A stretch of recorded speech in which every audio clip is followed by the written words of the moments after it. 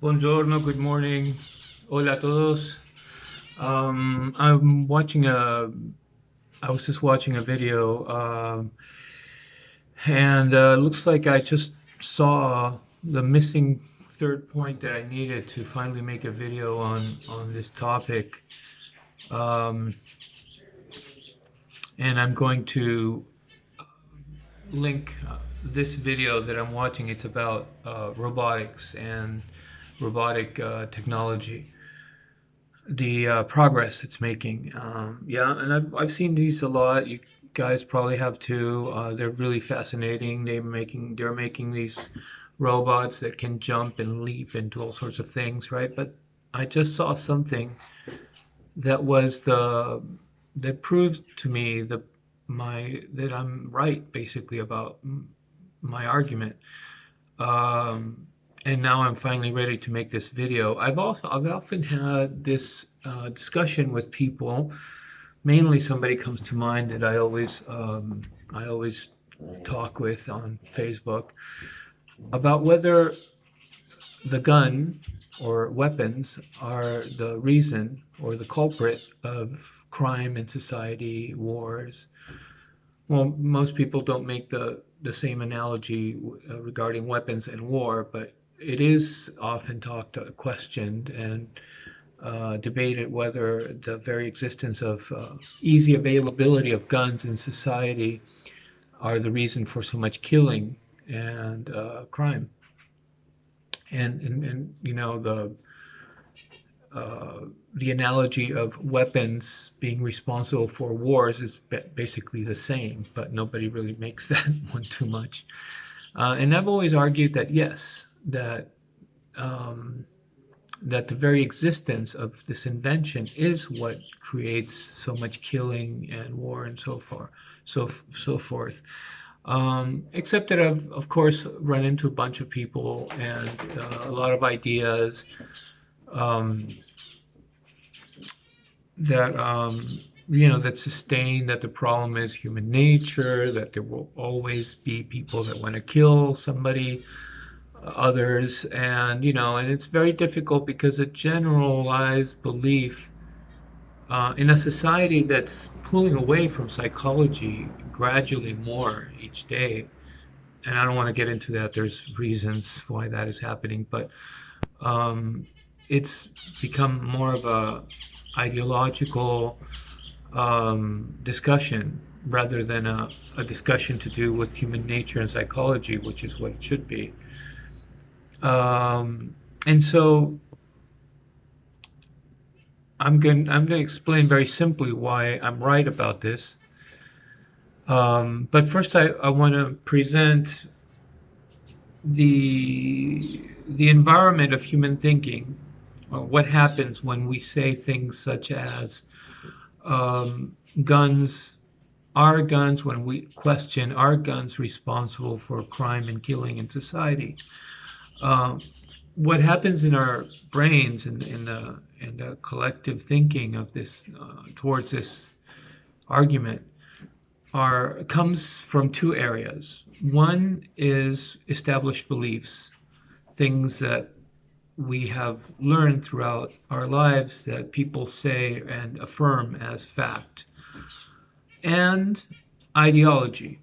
Ideology in the sense of moral judgmentalness. So, if you, for example, ask somebody, "Is it correct to have a gun in your house?"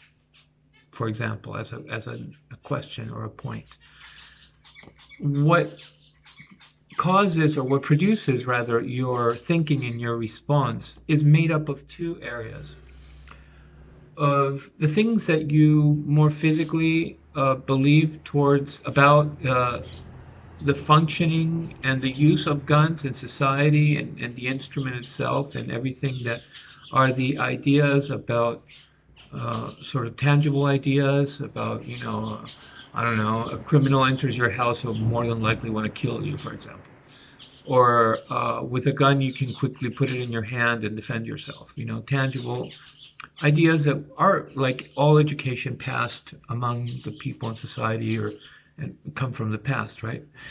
And the other component of your reasoning or your arguing, thinking rather, is the moral ideology or the ethical caliber of things. For example, I should be able to kill somebody if I'm attacked. It's a moral question, and the answer to those moral questions also are passed down are through through societies, members, and through generations. Now, that those two areas are what combine in the argument of whether crime and killing occurs in a society because of human nature or because the gun is the problem. My dog is restless. I don't know what's wrong. Come on. Sometimes jumping on the bed makes her happier. Okay. She has a little ramp I built for her. Okay, so, and this is what when you see this video, I think you'll understand what I've always, the point that I've always tried to make when I discuss this with people. Let's just talk about killing, which is basically the problem. Killing our children in wars, people fighting and grabbing an instrument, a gun or a club or something, and killing another person. Killing is the ultimate failure in the topic, in this subject, in this discussion, killing one another. We can all agree that it is, even those who support the death penalty, I'm sure would argue ultimately the goal would be to avoid getting to that, right? Let's now imagine two people arguing about something they consider egregious, who something belongs to, or whether, a family matter or jealousy or whatever intense argument you want to imagine is happening among people in a household or on the street.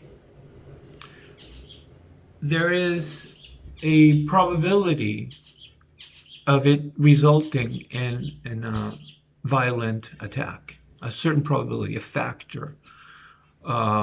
In time, for example, after an hour of arguing and escalating in this fight, the probability that one will launch a punch at the other person to settle the matter is so much, is a certain percentage. And the probability of it being so hysterically violent and angry and, sort of taking that leap that happens and that trigger that may happen where somebody just loses it and starts clubbing somebody to death is also a factor, a probability factor. Now, take in that same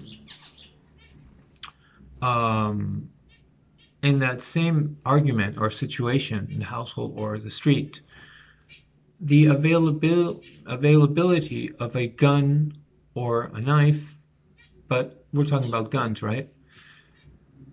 The probability that the person will use that instrument, depending on the escalation of that argument, increases. It's more likely that the person will find it easy to grab that gun. And it's more likely that, for example, the person once holding the gun, if escalated and violent and crazed enough of a situation, will pull that trigger than if the person would have to resort to their own fist and they would have to hit that person so many times until the same effect of a bullet would occur. And so what we're talking about is that the gun facilitates the occurrence because of the detachment of our self-awareness. And our self-awareness is a detachment that occurs because of the ease the facility, the less emotionally involved uh, instance of pulling that trigger, of using that instrument, which results in a greater probability of it ultimately resulting in killing. And I always had this theorem, which I try to argue with people. Perhaps I never was very good at arguing, and that's why it was hard to be understood. But I think that now, after watching this video, perhaps the point can be made. Because what it's called, What They Don't Want You to See, Boston Dynamics and Al is the name of the video, right? And I was wondering, that's what got my curiosity. What is it that they don't want you to see? I was thinking that it would be something about robots becoming more intelligent than people. And by the way, I think that's a funny argument because that could actually never happen, but that's not what this video is about. It's just such a silly and immature statement, conclusion, or idea that robots would become more intelligent than people. I mean, what is the purpose of intelligence? It's for intelligence is for human emotional, human social needs that are. Anyways, I'm changing the subject. I said I wasn't going to. So, at one point, they show that some of these robots were purchased by a military company, and they were mounted. They mounted like an automatic machine gun on its back, and then a person operated that through a remote control. So at that very moment, I realized that means that somebody could send a robot into a battlefield and have the remote control be safely tucked away. And my dog is going nuts. She won't tucked away in some safe place, and with that remote control,